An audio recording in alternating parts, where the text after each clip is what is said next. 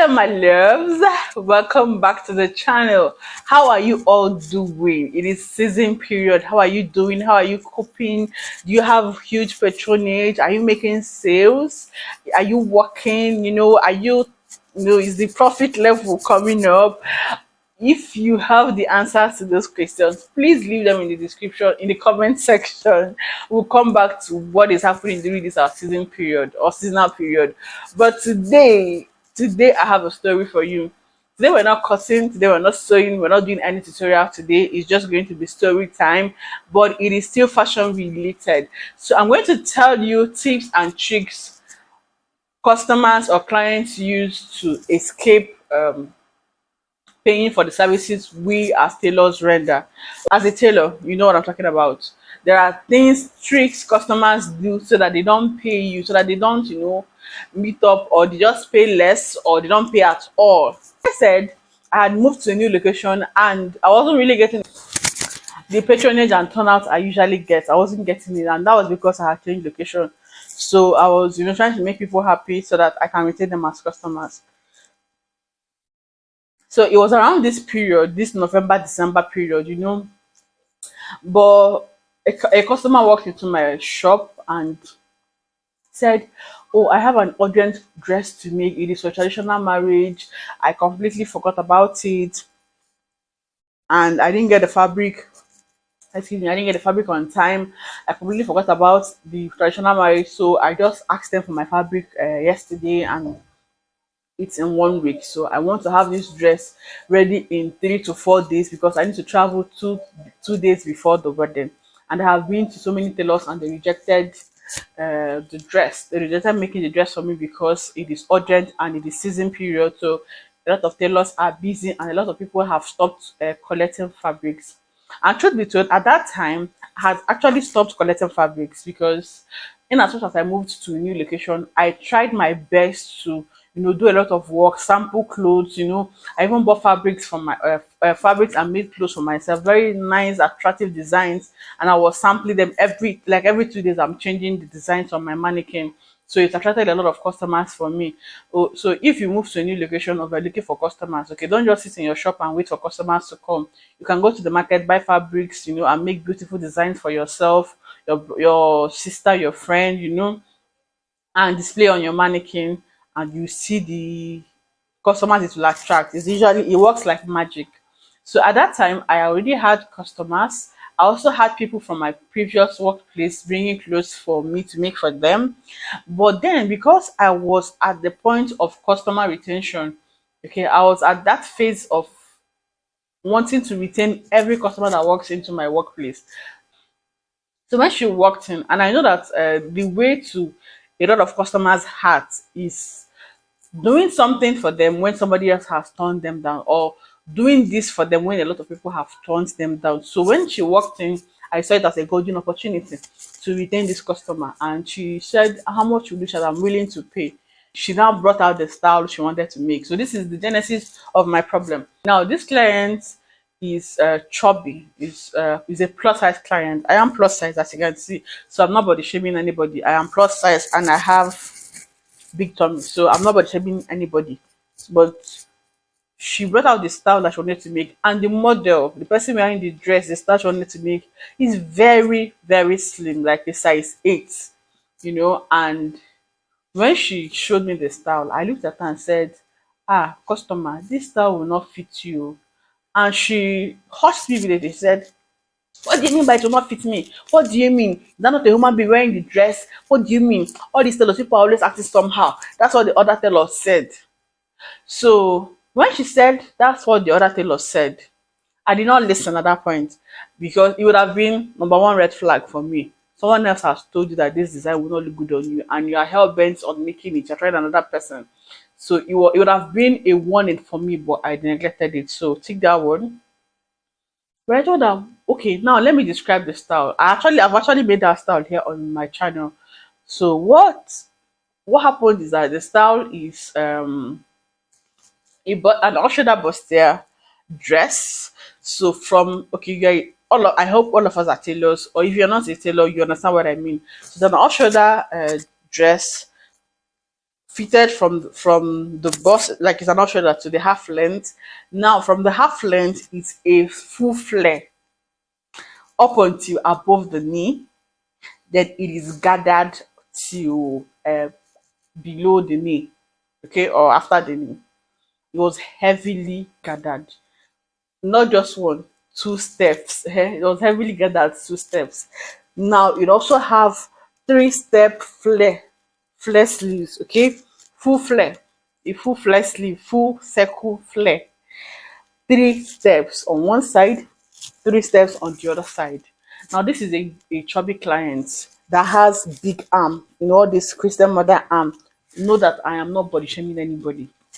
Okay, so she has big arm. Mine is also big, so very big arm. A very busty. Has a very big tummy. Her stomach or her waist was bigger than her bust.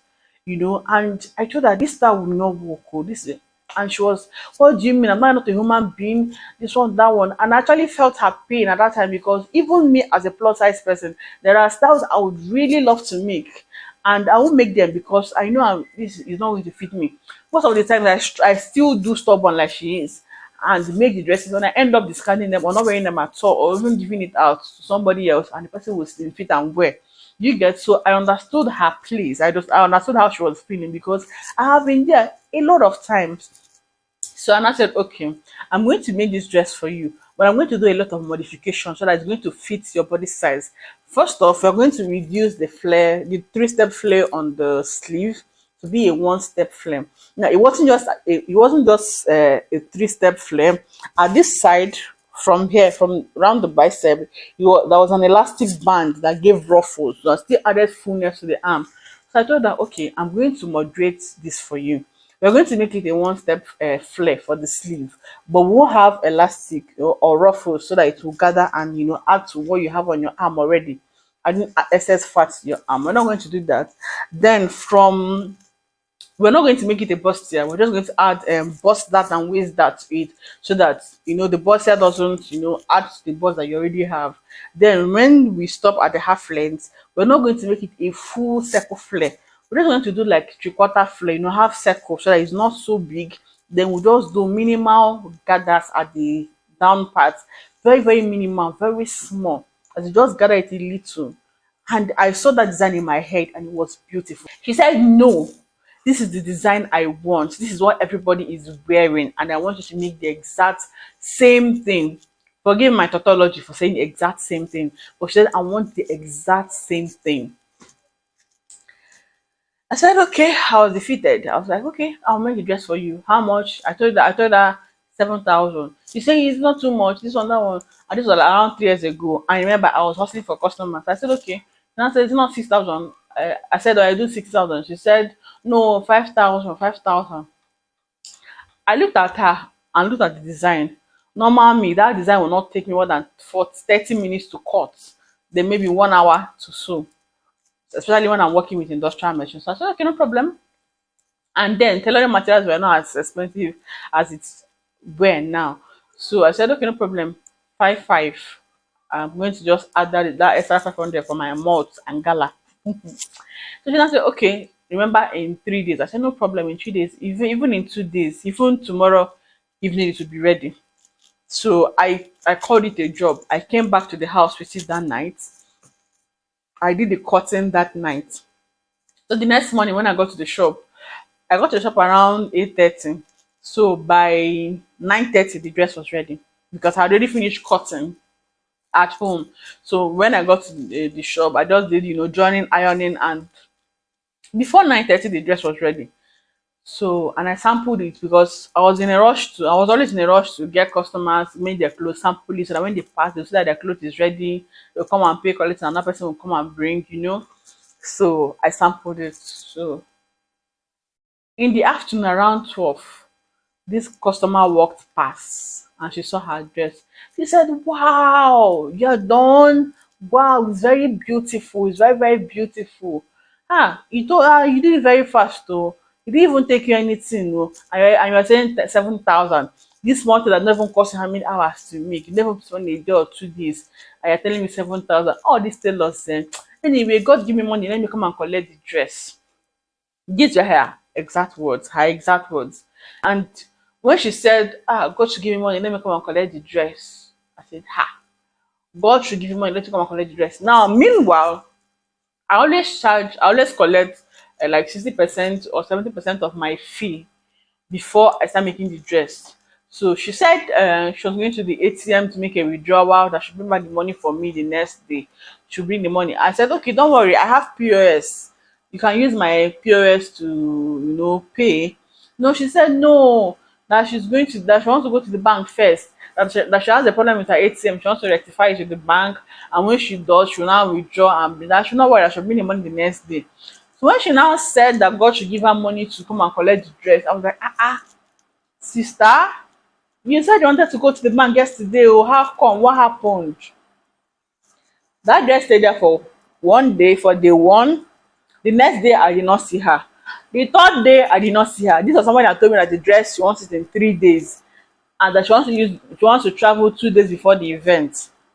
Fourth day, I did not see her. This happened on a Monday. So Thursday, I did not see her. Friday in the evening around 4:30, I usually close by 6 if I'm not so busy. So I was already trying to round up. 4:30 to 5 o'clock, she walked in.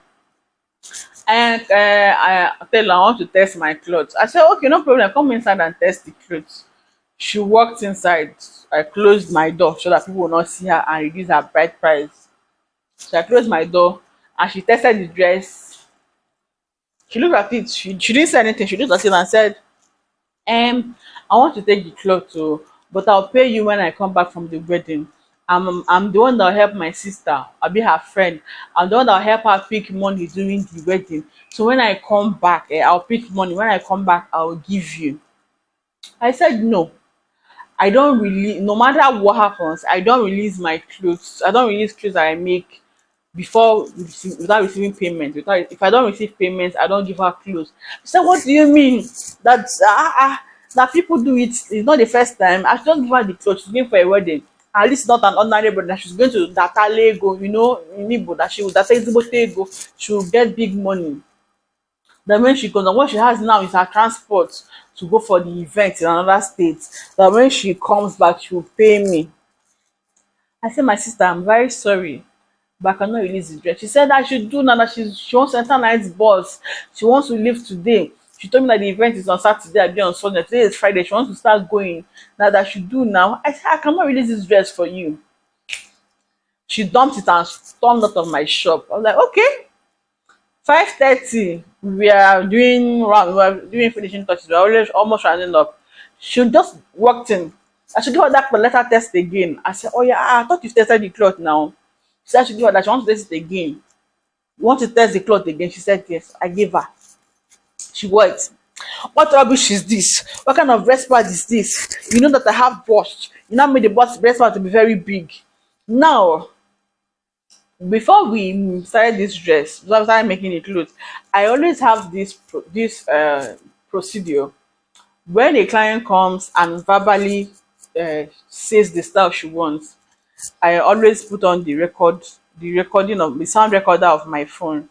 That I record what she says, so that in case I forget, I play it back and listen to what the customer says. Okay, so if the person sends me a style, it is different. But some people still send you styles and now say, okay, this style is like this, but I don't want my own to be like this. I want it to be like this. That kind of thing. So when people start verbally saying what they want, I always record, because we deal with a lot of persons. So there is possibility that you will forget. And I'm not that kind of tailor that sketches.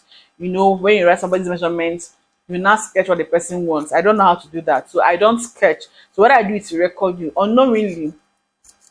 Or sometimes I'll say, please, I want to record that thing you said. Just say it again, let me record so I don't forget. So I was recording our conversation. So she said, and she gave me CC at Zoom. So she said, that the bust here is too big. This was somebody that watched it and said, oh, it's very nice. So I said, the bust here is too big. I have bust and I had to make it big. She was saying exactly the things I told her in the first place, that this dress is not going to fit you. So all of those things I said to her, that we shouldn't break the style like that. Those were the things she was not saying to me. She said, oh, it's so big. You know, so what kind of flare is this? Which kind of flare? Am I a masquerade? The flare is too much. I told you. I kept quiet because at that time I knew she was just using reverse psychology. She wanted to box me up in a corner. So I kept quiet. And she said, two-step flare. This flare is this gather is too much. This I look like I'm going to fly. Look at the hand, it's too much. Look at the hand, it's too much. I don't like this, I don't like this, I don't like this clothes. You have found my material, you have found my clothes. I don't like it, I don't like it. She started shouting. I was quiet. And I was just recalling telling this customer that this dress will not fit you. I recalled everything that happened. I remember her saying that she wants to dress like that. So I told her, I warned you. I told you this will happen. She said it's a lie. When did I ever say a thing like that? Like all this tell us that we are liars, that there's nothing different between us and barristers. That we can lie. This one, that one. Here, she started screaming. She had to leave the shop, come outside, and was screaming on top of her voice. I have spoiled her clothes. That was the remaining material. So she was screaming on top of her lungs that I have spoiled her clothes. I did this one. I did that one. She was shouting that I must fix this dress. I must fix it. So people now gathered and was like, "What happened? What happened?" I was almost crying internally because I don't like that kind of public show, and I was new in that area.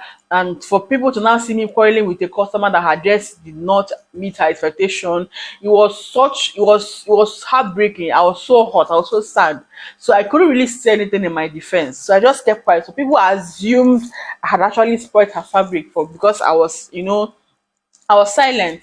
So people were not like, okay, come and wear the clothes, let us see. She wore the dress, and people were like, now tell them to excuse me. And I brought my phone and I played word for word what transpired between me and this client. And they were like, this person actually told you. Now, but they told you that this will not fit you. You people, all this customer, people have not said. So people quickly, everybody just left because they had seen that it was her fault. So they just left. So one woman now said, oh, it has happened that I should just find a way to slim fit the dress, shaping it so it to look better on her. And they told her it's not actually very bad though. For somebody your size, and she actually made this style for you, and it's not so bad. She now flung the dress at me. If I knew what I would do for the dress to fit her, that I should do. Hmm. This was 5:45 to 6. It was past my closing time. I had to, slim fit the full flare, so it was a little less. I had to remove one of the gathers. Then and when she gave me the dress, she said I should make the gathers very big. That I want to look at it, I should swallow the gather very, very well. So I had to remove one step of the gathers. Then the other step, I also loosened it. Then made the gathers very scarce. So the body was okay. I also had to remove two step from this. So I basically remade the dress. I basically did what I told her at the initial time that I was supposed to do. And at this point, I was boiling. I was angry. So she came in again and wore the dress. Now the woman that told me to help her and slim fit it was still there. She wanted to know what was happening. She didn't want to leave. So when she now wore the dress, it was now beautiful. Exactly what I told her she should have made.